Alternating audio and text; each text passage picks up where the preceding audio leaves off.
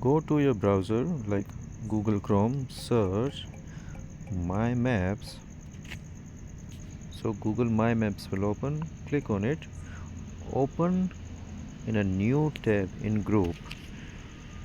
So new tab will open.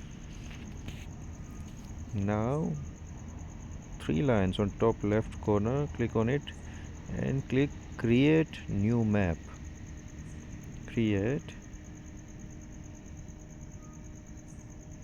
Now in all this above icons, the second last icon, click on it and there is an option called import. Click on it again, click on import. Now you'll have to choose a file to import. Click on browse. Now from your download section or wherever the file is there, you click and select that particular file, KML file. So now your file is uploaded and all these zones are there.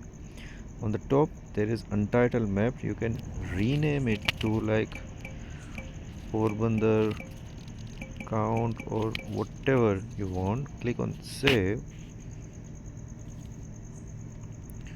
So now when you zoom to that particular area, all these zones or in everything that a KML file contains will be uploaded to your Google Maps. So now you'll have to do, you close the map, go to Google Maps app. There's something called U. Click on U. Now go to bottom, there is maps. Click on maps and now your map, the KML file, the name that you have chosen will be there. Click on it. Here you go. And now when you click on a particular polygon, the name will show. If your location is on, it will be shown too.